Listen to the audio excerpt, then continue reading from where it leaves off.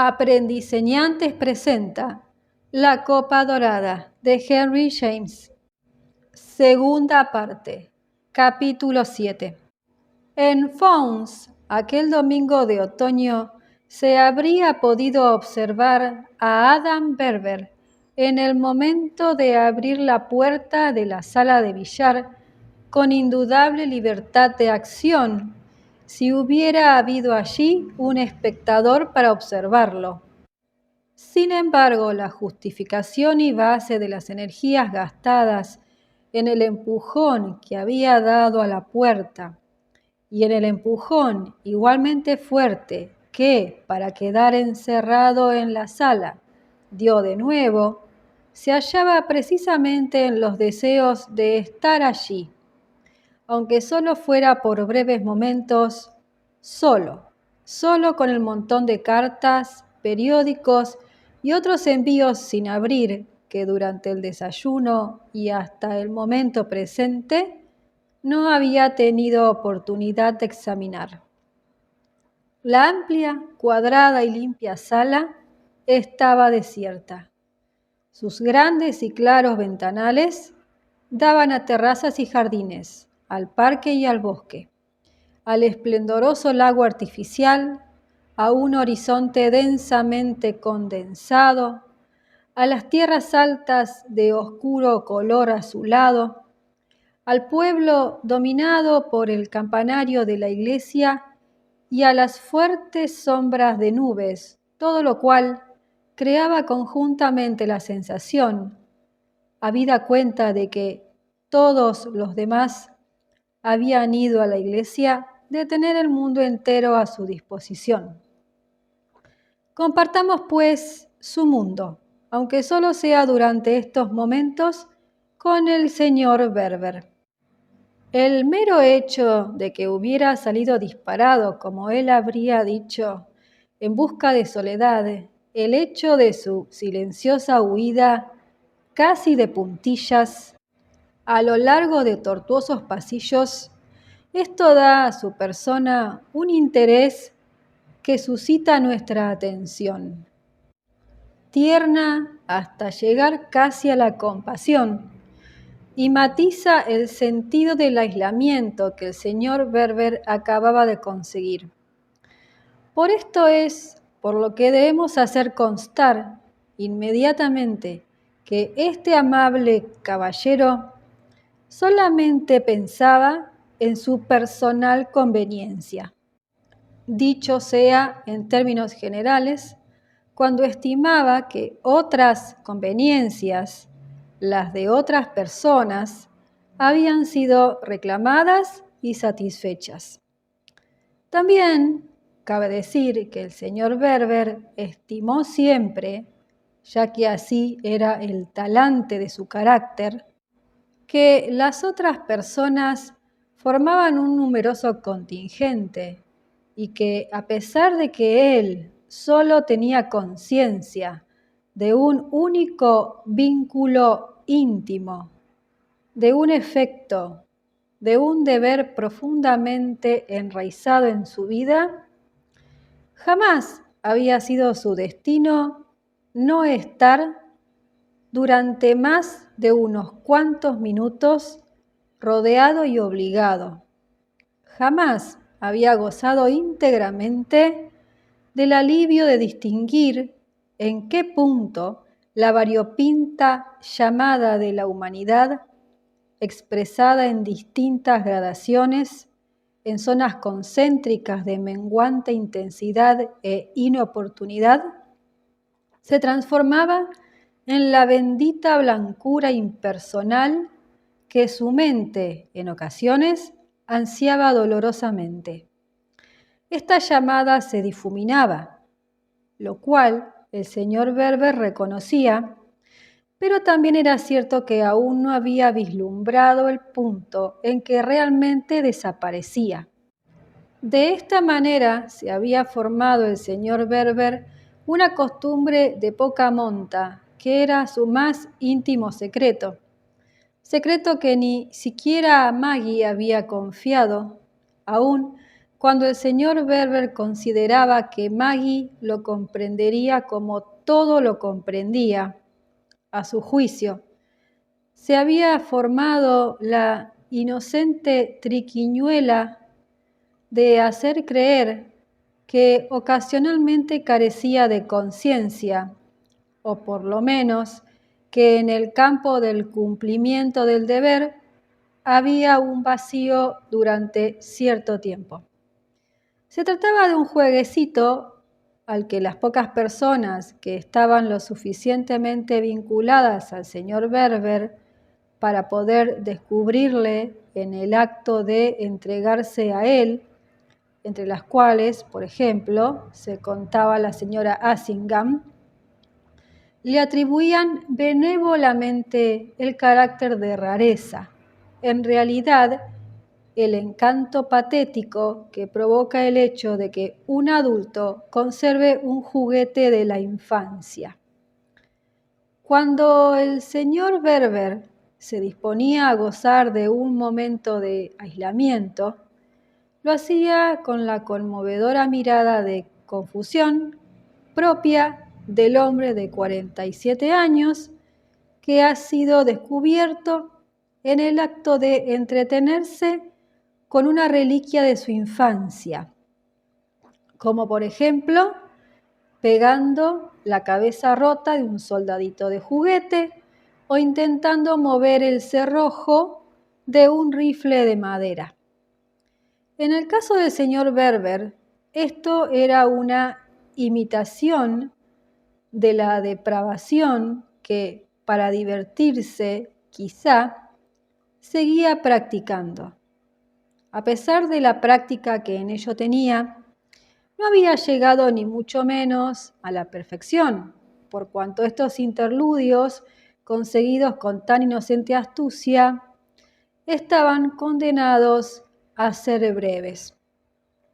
El señor Berber se había marcado irremisiblemente a sí mismo con la impronta, y de esto solo él tenía la culpa, del hombre que puede ser interrumpido impunemente.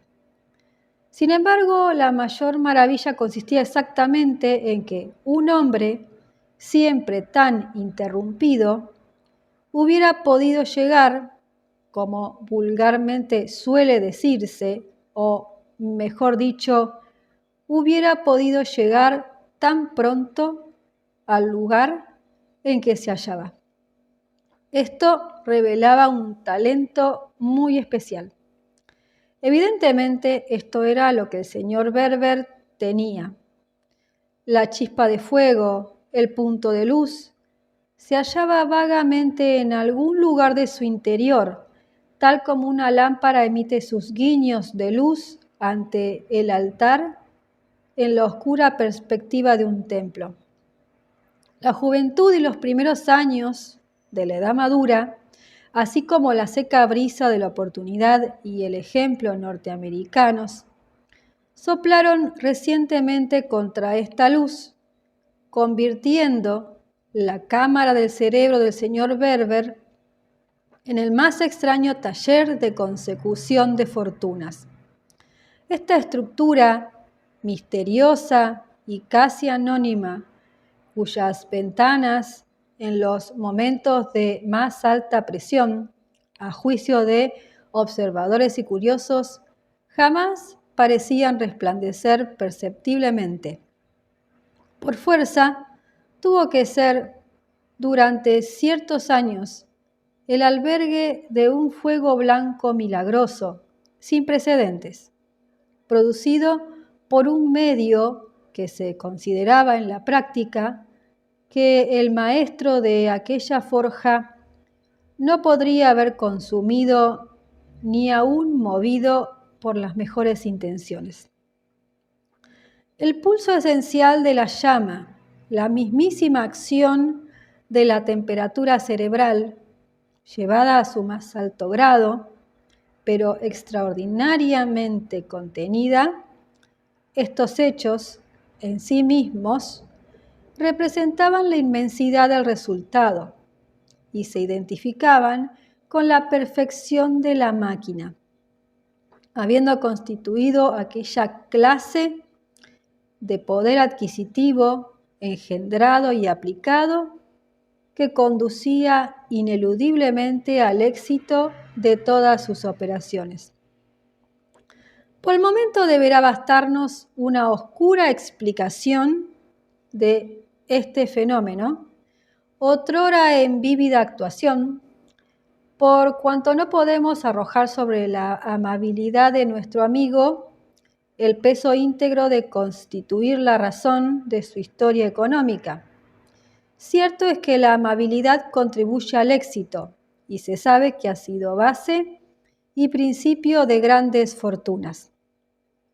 Pero la mente no deja por ello de echar en falta el eslabón necesario para lograr la continuidad, o algo más insolente en un aspecto y en otro, la accesibilidad hasta puntos enloquecedores cuando el éxito es a tan gran escala. La variedad de imaginación no es fatal en el mundo de los negocios, salvo cuando está tan disciplinada que nada se distingue de la monotonía. En consecuencia, el señor Berber, durante un nuevo y largo periodo, un periodo que extraordinariamente no resultó estéril, había sido inescrutablemente monótono, oculto detrás de una nube iridiscente. La nube era su innato envoltorio, la suave laciedad, y valga la expresión, de su temperamento y de su tono, que sin duda alguna carecía de la capacidad de expresión directa y suficiente como para representar abundancia de pliegues y repliegues. Pero sí indicaba la inconfundible cualidad de estar dotado de sensibles antenas. En realidad el señor Berber todavía estaba obligado en la actualidad a conseguir sus raros momentos de soledad por el medio de fingir cinismo. Su auténtica incapacidad de mantener esta ficción rara vez había hallado mejor ejemplo que en su aceptación de lo inevitable. Su aceptación de la llegada al término de aquel cuarto de hora, de la obligación con la que había sabido que en todo momento debía contar. Un cuarto de hora de egoísmo era cuanto, entre una cosa y otra, el señor Berber podía conseguir por lo general. La señora Rance abrió la puerta más dubitativamente de lo que el señor Berber lo había hecho, pero, por otra parte, como si quisiera compensar lo que acabamos de decir, la cerró más enérgicamente al verlo de lo que éste la cerró al ver que en la sala de billar no había nadie. Entonces el señor Berber recordó con fuerza y claridad que había establecido un precedente hacía una semana. Sí, él lo reconocía en honor de la señora Rance, y se trataba de un reconocimiento que siempre hacía en beneficio de alguien. El domingo anterior dijo que prefería quedarse en casa, con lo cual quedó expuesto a que le pillaran con las manos en la masa. Para que esto ocurriera, bastaba con que la señora Rance hubiese querido hacer lo mismo. Era muy fácil jugarle semejante pasada. No se le había ocurrido al señor Berber hacer los planes necesarios para que ella se ausentara, con lo que en cierto modo habría aniquilado su propia presencia. Si las personas que vivían bajo su propio techo carecían del derecho de no ir a la iglesia, ¿a dónde iba a parar para una mentalidad honesta y justa el propio derecho a no ir a la iglesia. Su maniobra más sutil había sido sustituir la biblioteca por la sala de billar, ya que fue en la biblioteca donde su huésped o la huésped de su hija o la huésped de las señoritas Luch. El señor Berber no sabía en qué concepto considerar a la señora Rance. Le había encontrado, lo cual no resulta en modo alguno sorprendente. El recuerdo de la duración de la visita que la señora Rance le había hecho en aquella ocasión indujo al señor Berber a pensar que quizá había quedado ya implantada la ley de la reiteración. En dicha ocasión, la señora Rance había pasado la mañana entera con él y se encontraban todavía en la biblioteca cuando los demás regresaron de dar un paseo al aire libre, debido a que ellos no mostraron gran entusiasmo por salir. Parecía que la señora Rance estimara que dar tal paseo era una especie de subterfugio, una demostración de falta de lealtad. Pero, ¿qué pretendía la señora Rance? ¿Qué deseaba que fuera el señor, además de lo que ya había demostrado ser, o sea, un anfitrión paciente y pundonoroso? Habida cuenta de que ella había llegado en calidad de extraña y de ningún modo como persona invitada expresamente, aunque quizá por esto pesaba más en la conciencia de su anfitrión la susceptibilidad de la señora Rance. Las señoritas Luche estaban allí en calidad de antiguas amigas de Maggie, pero la señora Rance estaba allí, o por lo menos originariamente, en calidad de amiga de las señoritas Luche. Esta señora no era del Medio Oeste, como ella decía no sin insistencia, sino de Nueva Jersey, Rhode Island o Delaware, de uno de los estados más pequeños y más íntimos. El señor Berber no recordaba cuál, a pesar de que también esto lo repetía dicha señora. En justicia debemos decir que no era propio de una persona como el señor Berber llegar a preguntarse si el grupo que en la próxima ocasión se congregara en su casa sería reclutado por algún amigo o amiga de la señora Rance. Y así sucedía que el señor Berber había podido advertir muy a las claras que la señora Rance prefería que las señoritas Luche salieran de casa a que se quedaran para ampliar el actual círculo de conversación, y porque asimismo, y con carácter más esencial, la vinculación del señor Berber con tan irónica cuestión, considerada en general, radicaba sobre todo no tanto en su personal interés, cuanto en el hábito de facilitar la vida a los demás. El señor Berber sabía mantener una separación entre sus incomodidades y sus resentimientos, de una manera que en él era natural, aunque en realidad la suma de estos había sido siempre de mayor cuantía. Ello se debía, hasta cierto punto, a la escasez de las primeras. El señor Berber habría reconocido fácilmente, después del debido análisis, que su mayor incomodidad radicaba en que se diera por supuesto que debido a que tenía dinero, también tenía poder. Sin duda alguna, esta atribución de poder ejercía en él una fuerte presión, proyectada desde todos los puntos. Todos tenían necesidad del poder de uno, en tanto que las necesidades de uno, en el mejor de los casos, no parecían más que una triquiñuela para no compartir el poder.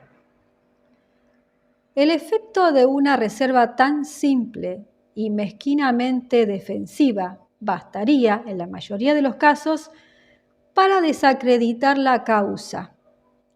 En consecuencia, a pesar de que ser perpetuamente considerado como agente de infinito poder complicaba la vida, tal desdicha no era la más grave de las que un hombre valeroso podía quejarse. Además, las quejas eran un lujo y el señor Berber temía que le acusaran de codicia. La otra acusación, la constante acusación de ser hombre capaz de hacer cosas, carecería de base si él no hubiera sido desde un principio, y ahí estaba el quid de la cuestión, amante de los lujos. Sus labios estaban cerrados y además por un resorte conectado con el movimiento de los ojos.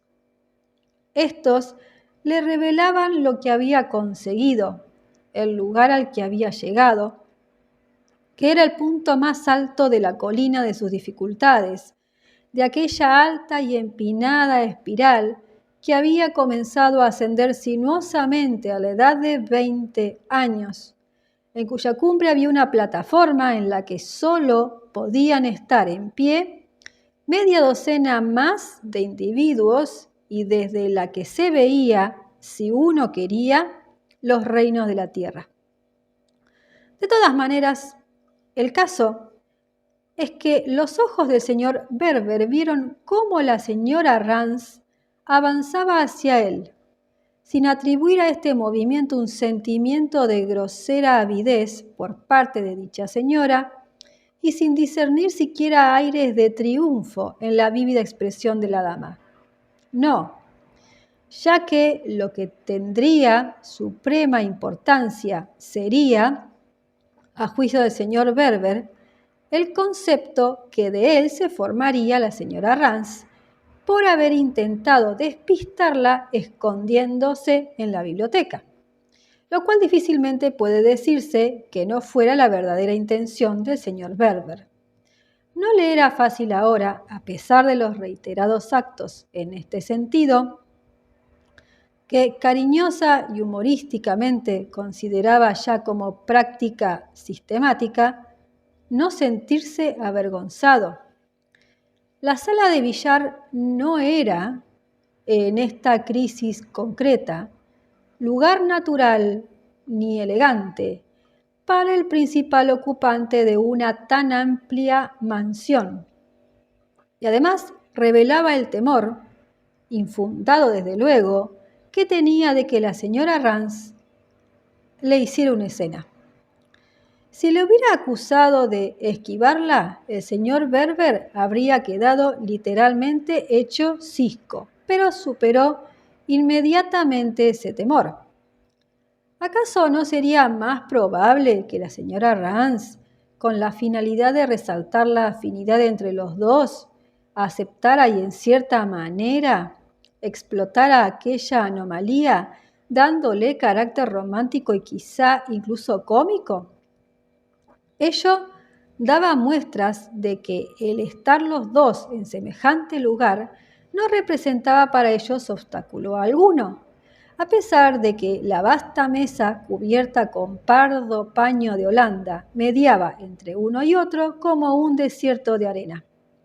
No, ella no cruzó aquel desierto, sino que lo rodeó, de modo y manera que el señor Berber, para conseguir que la mesa cumpliera la función de obstáculo, tendría que situarse al otro lado, como si se entregara a un juego infantil o a una comedia de mal gusto, para acabar siendo perseguido o afablemente acosado. Tenía plena conciencia de que esto no ocurriría en esta ocasión, y por el momento ante él se alzaba solamente la posibilidad de que la señora Rance le propusiera golpear un poco las bolas con el taco.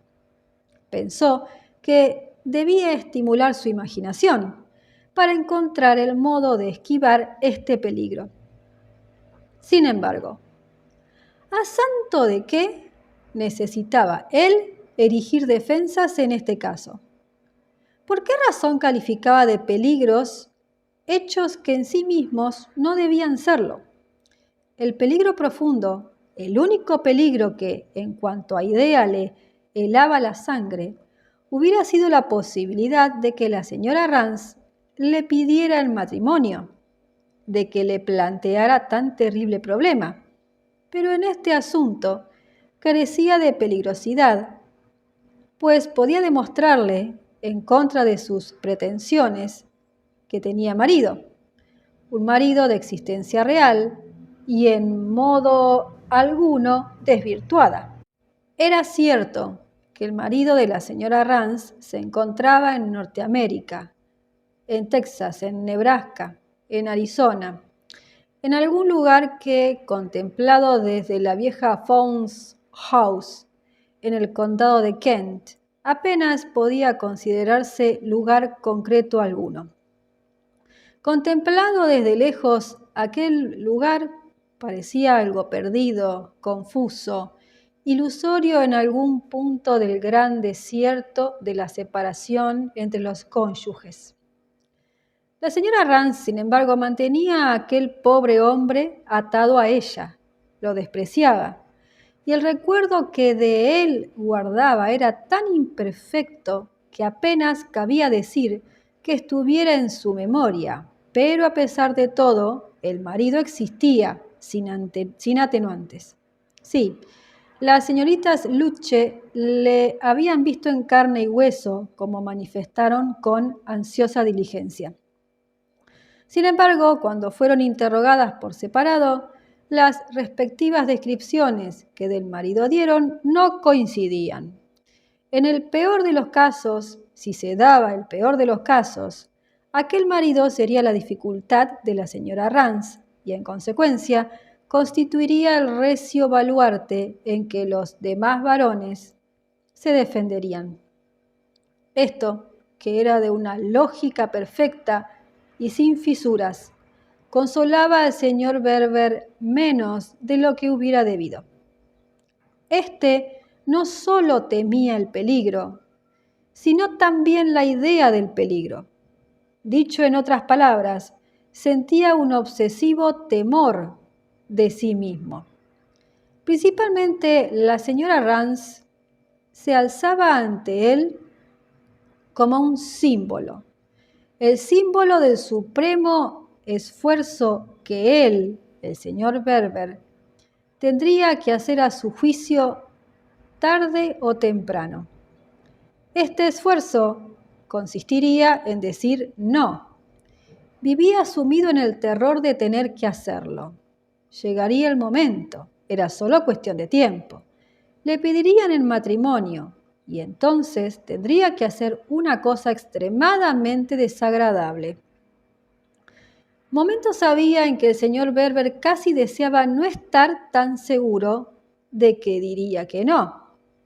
Sin embargo, se conocía a sí mismo demasiado bien para ponerlo en duda. Sabía con certeza en qué momento, cuando se produjera la crisis, cortaría por lo sano. Ello se debía al matrimonio de Maggie y a su actual felicidad. Felicidad mayor que la que gozaba anteriormente, según el parecer del señor Berber. Le parecía ahora que antes no tenía por qué pensar en semejantes asuntos. No se le habían planteado y parecía como si hubiera sido Maggie quien los hubiera mantenido alejados. Solamente era su hija, que en efecto lo era más que nunca, aunque en ciertos aspectos Maggie le había protegido como si fuera más que una hija. Había hecho por él más de lo que él sabía. a pesar de lo mucho que afortunadamente sabía que había hecho.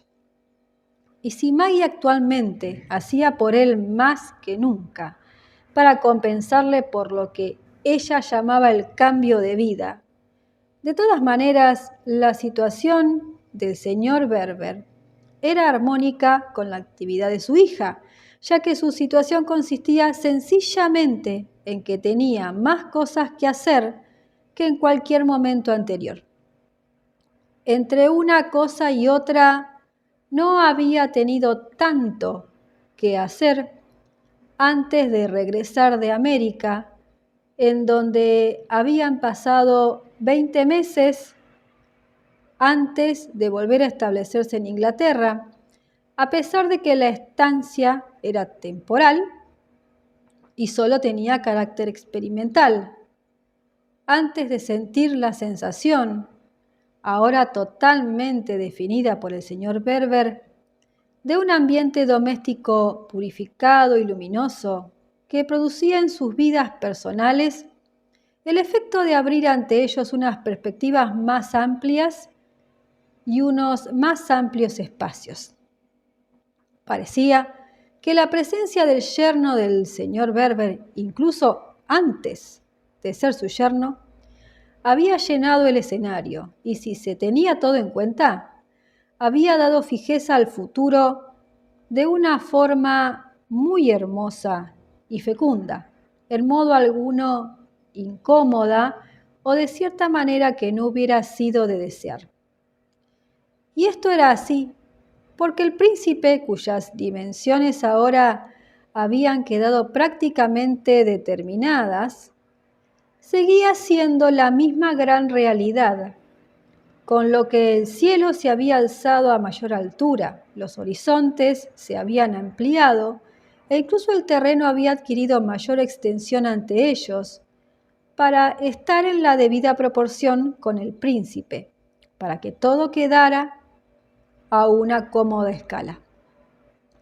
Al principio, ciertamente, la unión decente y modesta de otros tiempos entre padre e hija se había parecido en gran manera a una agradable plaza pública en el corazón de una ciudad antigua, en la que súbitamente se hubiera colocado, por ejemplo, una gran iglesia neoclásica u otro edificio de gran fachada, de modo que el resto del lugar, el espacio ante el monumento, sus alrededores, la anchura de la calle y del paisaje, la amplitud del abovedado cielo, todo hubiera quedado afectado temporalmente.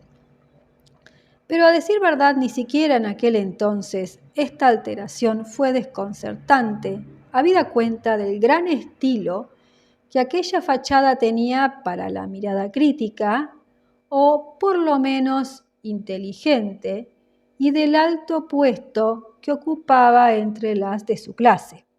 El fenómeno que se había producido a partir de entonces, tanto si originariamente hubiera sido previsible como si no, no había sido naturalmente un milagro ocurrido de la noche a la mañana, sino que se desarrolló tan paulatina, tan silenciosa y fácilmente que desde aquella atalaya de la amplia y boscosa finca de Fauns, con su mansión de 80 estancias, como se decía, con su amplio parque, con sus acres de jardín y con la majestad del lago artificial, aunque para una persona tan familiarizada con los grandes lagos como el señor Berber, quizá le pareciera un tanto ridículo, no se advertía visiblemente la transición ni retrospectivamente se veía violencia alguna en el reajuste.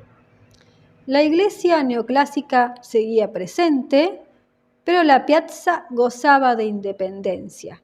El sol la iluminaba plenamente, el aire circulaba y los transeúntes circulaban tanto como el aire, los límites se hallaban lejos, el paseo alrededor de la plaza era agradable, el extremo oriental era bello, tanto como a su manera, lo era el occidental. Había también puertas laterales entre las dos grandes puertas monumentales estilizadas de acuerdo con la escuela arquitectónica, como ocurre en todas las grandes iglesias que se precien de tales. En resumen, mediante un proceso como este, el príncipe había dejado de ser un temido obstáculo para su suegro, sin dejar de ser una firme característica de su entorno. También debemos decir que en ningún momento el señor Berber se había alarmado hasta el punto de llevar detallada crónica de cómo se tranquilizó. A pesar de todo, no habría sido incapaz ni se habría mostrado remiso en comunicar confidencialmente a la persona adecuada la idea que de aquella historia se había formado. Evidentemente, la persona adecuada para recibir tan luminosa confidencia no faltaba y había tomado la forma de Fanny Assingham. Esta, ciertamente, no era la primera vez, ni mucho menos, que se convertía en receptora de sus confidencias, y sin el menor género de dudas, llevada por la plenitud de su interés y con plena garantía, en estos momentos ya habría repetido el secreto del señor Berber. Todo lo antedicho, o sea, la gran amplificación de los espacios, se debía primordialmente a un hecho que consistía en que el príncipe, por fortuna, no había resultado esquinado o anguloso. El señor Berber empleaba estos términos constantemente para calificar al marido de su hija, como a menudo los empleaba para referirse a frases en relación con personas y sociedades con que se había encontrado. Le era muy propio utilizar constantemente estos términos, como si con ellos pudiera iluminar el mundo o la senda que él seguía, aun cuando para algunos de sus interlocutores estos términos fueran de mucho menor alcance.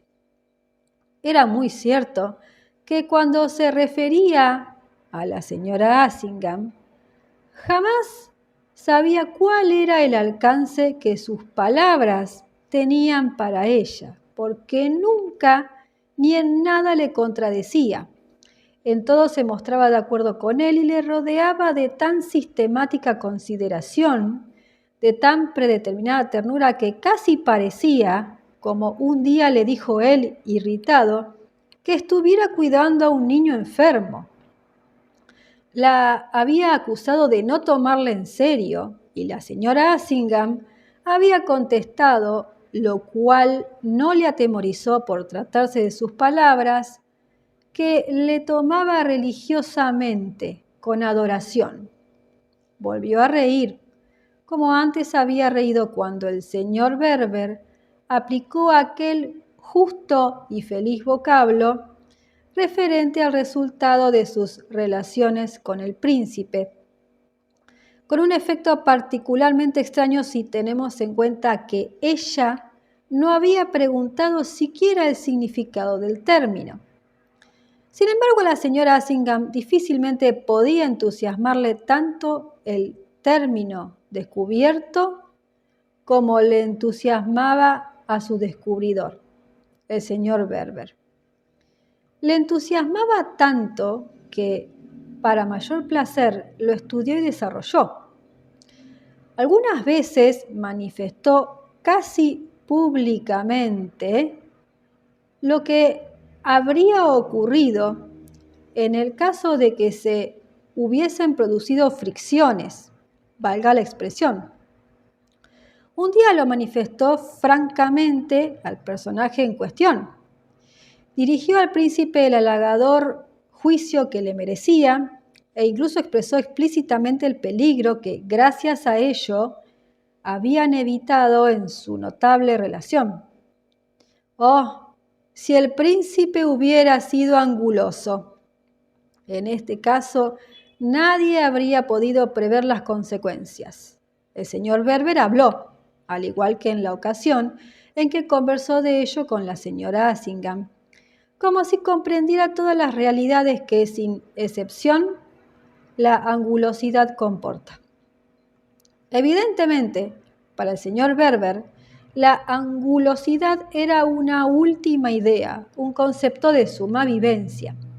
Mediante esta palabra bien hubiera podido referirse a los ángulos agudos o a las duras esquinas, a toda la pétrea calidad punzante y cortante de la grandiosa geometría de aquella iglesia neoclásica.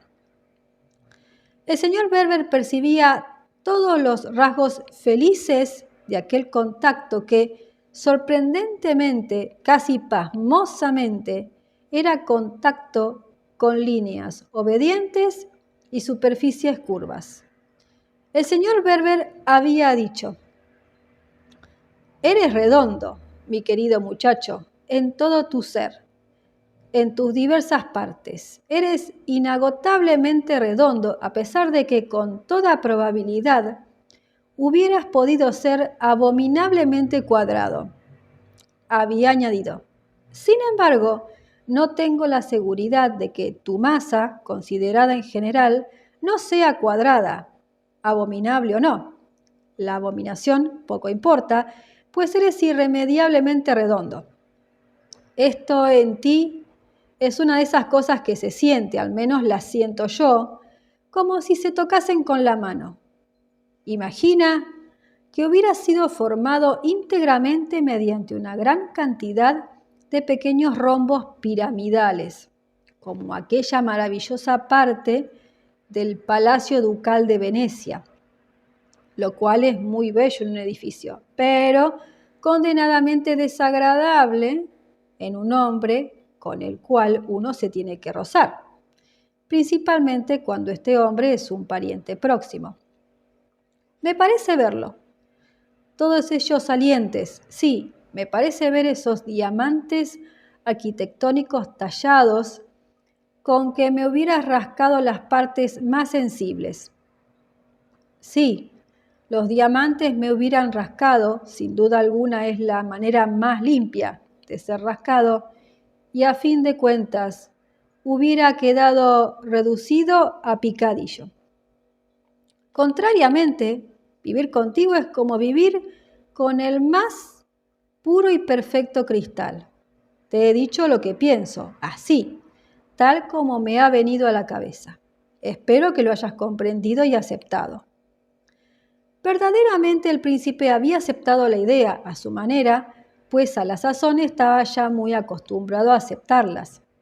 Quizá nada hubiera podido confirmar mejor la descripción que de la superficie del príncipe había hecho el señor Berber, como la manera en que aquellas doradas gotas se deslizaron suavemente sobre ella. No quedaron detenidas en grieta alguna, no quedaron apresadas en cavidades de ningún género. La uniforme lisura traicionaba al rocío, pero por el momento, gracias a él, adquiría un tono más vivo. En otras palabras, el joven príncipe sonrió abiertamente como si asintiera, por principios y por hábito, a más de lo que comprendía. Le gustaban todos los síntomas de que la situación era buena, pero no le importaba gran cosa saber por qué lo era. En lo tocante a las personas entre las que vivía el príncipe desde el día de su matrimonio, las razones que tan a menudo daban de lo anterior, mucho más a menudo de lo que el príncipe había oído darlas con anterioridad, eran en términos generales el elemento por el cual él más difería de ellas.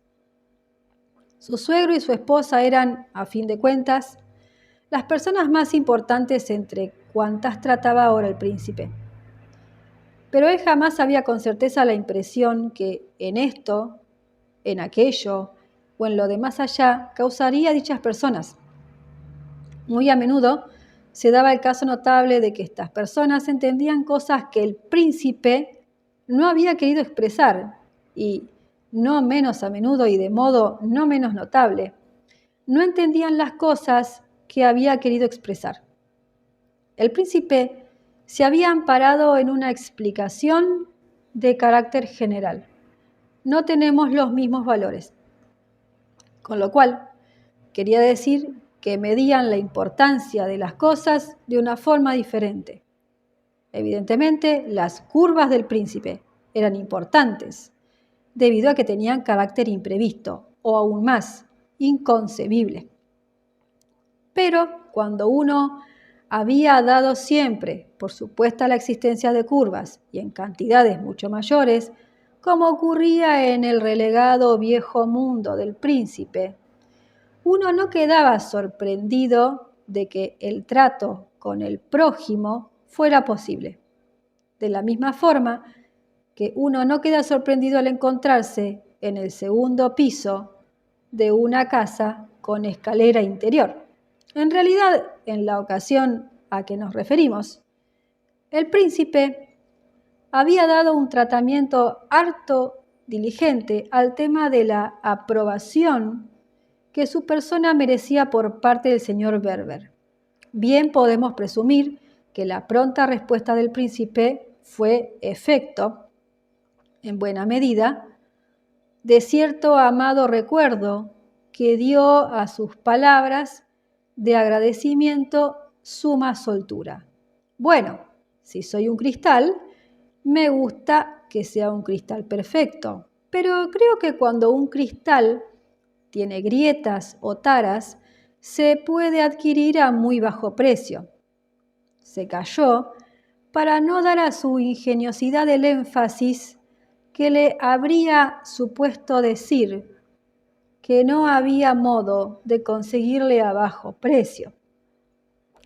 Y sin la menor duda, fue ejemplo de buen gusto que entre ellos imperase que el señor Berber no hubiera aprovechado aquella oportunidad. Sin embargo, lo que ahora tiene más importancia para nosotros es la relación de esto último con dichos aspectos y la trascendencia de su complacida convicción de que el carácter del príncipe como objeto precioso y representativo no ofrecía riesgos de fricción. Los objetos preciosos representativos, las grandes pinturas antiguas y otras obras de arte, las bellas e importantes piezas de oro, plata, esmalte, cerámica, marfil y bronce, hasta tal punto se habían multiplicado alrededor del señor Berber durante largos años, y en su calidad de reto a la adquisición y al goce, habían ocupado sus facultades mentales hasta constituir en gran medida la base de su aceptación del príncipe como pretendiente a la mano de su hija. Además de lo mucho que importó la buena impresión que había causado a su hija el aspirante a su mano, éste había revelado estar en posesión de las grandes señales y pruebas demostrativas de los más altos signos de autenticidad que el señor Berber había aprendido a distinguir en las piezas de primordial transparencia. Ahora, Adam Berber era hombre enterado, concienzudamente enterado y en su fuero interno. Estaba convencido de que no había nadie en Europa ni en América que, en cuanto a estimaciones, fuera menos capaz que él de cometer vulgares errores.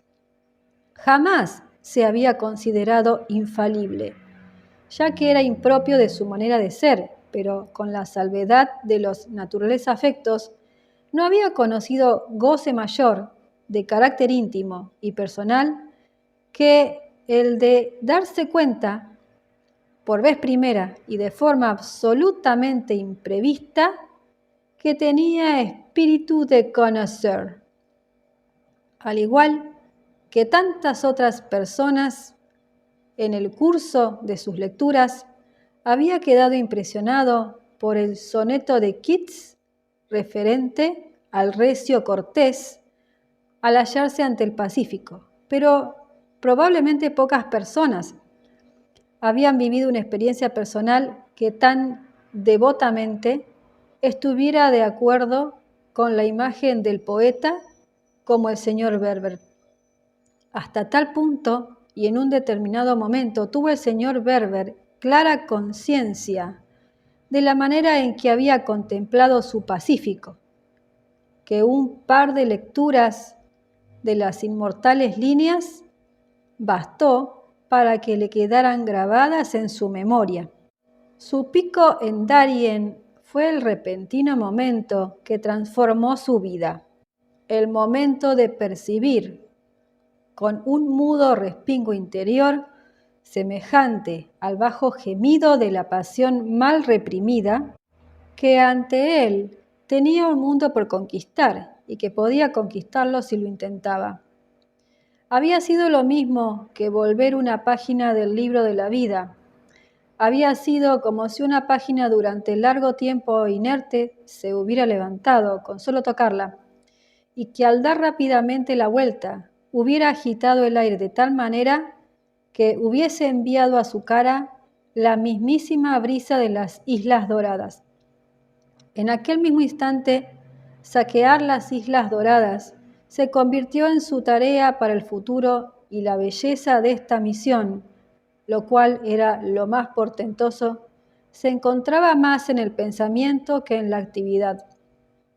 El pensamiento radicaba en la afinidad del genio, o por lo menos del buen gusto, con algo que había en su interior, con cierta adormecida inteligencia de la que ahora adquiría bruscamente conciencia, cosa que le afectó como si, en méritos de una simple vuelta de tuerca, hubiera cambiado totalmente su mundo intelectual. En cierta manera se sentía hermanado con los grandes visionarios, con los grandes patrocinadores y sacerdotes de la belleza, y quizá a fin de cuentas no estuviera muy por debajo de los grandes productores y creadores. Con anterioridad el señor Berber no había sido nada semejante. Decidida y terriblemente no lo había sido, pero ahora comprendía por qué había sido lo que había sido, por qué había fracasado y no había llegado a la altura que hubiera debido, incluso en sus más grandes éxitos. Y ahora, en una sola noche magnífica, vio el inmenso significado de la carrera que le esperaba. Fue en el curso de la primera visita que hizo a Europa, es decir, la primera visita después de la muerte de su esposa, contando su hija 10 años, cuando se encendió aquella luz en su mente, e incluso supo por qué en una anterior ocasión, la del viaje de luna de miel, la luz no se encendió. En aquella anterior ocasión, el señor Berber compró, en la medida en que pudo, pero compró casi íntegramente para el frágil ser que llevaba a su lado, ser que tenía sus fantasías, aunque todas referentes al arte, maravilloso para los dos, de la Rue de Perth, las costosas originalidades auténticas de los modistos y de los joyeros, los caprichos de su esposa, demacrada y desconcertada mujer fantasmal, adornada con una pálida flor, casi grotescamente vestida, según el actual gusto del señor Berber, atada con un gran lazo de satén comprado en el bulevar, consistían principalmente en cintas, encajes y hermosos tejidos. Todo ello curiosa y patética demostración de la desorientación que padecían, en tanto que pareja de recién casados, ante una situación tan oportuna. El señor Berber todavía se estremecía, aunque no mucho, al recordar el sentido en que la pobre muchacha había ejercido presión, con su cariñoso apoyo, desde luego, a la hora de efectuar compras y de satisfacer la curiosidad. Eran estas imágenes vacilantes surgidas de un anterior ocaso, que debido a la piedad del señor Berber alejaban a su esposa, situándola en un pasado más remoto de lo que el señor Berber quería que su vida en común y su juvenil afecto parecieran pertenecer. Aplicando rigurosos criterios, es preciso reconocer que, aunque resultara extraño, a la madre de Maggie no le faltaba la fe, sino cómo utilizarla, ya que la había ejercido entusiasta e incansablemente, transformándola en pretexto de inocentes aberraciones con respecto a las cuales el filosófico paso del tiempo convertiría todas las lágrimas en dulzuras. Y como sea que se amaban el uno al otro, la inteligencia del señor Berber, de más alto orden, sufrió temporalmente las consecuencias. Cuántas fueron las frivolidades, enormidades y aberraciones en lo tocante a decoración e ingenio que la señora Berber había conseguido que su esposo, antes de que en este aspecto se abrieran las compuertas de su inteligencia, considerara bellas. En ocasión de meditar, ya que el señor Berber era un pobre hombre que daba vueltas y más vueltas a la cabeza, partidario de los placeres silenciosos, de la misma forma que era capaz de silenciosos dolores, llegaba incluso a preguntarse qué habría sido de su inteligencia en aquella esfera en la que más y más exclusivamente la ejercitaría, si la influencia de su esposa, por obra de los extraños designios de la vida, no hubiera desaparecido prontamente. Teniendo en cuenta el cariño que sentía por ella, ¿le hubiera rodeado de una jungla de vulgares errores? ¿Le hubiera impedido escalar hasta su alta cima? O quizá hubiera podido acompañarle hasta tan alto punto en donde él hubiera podido señalarle, como cortés a sus compañeros, los descubrimientos prometidos.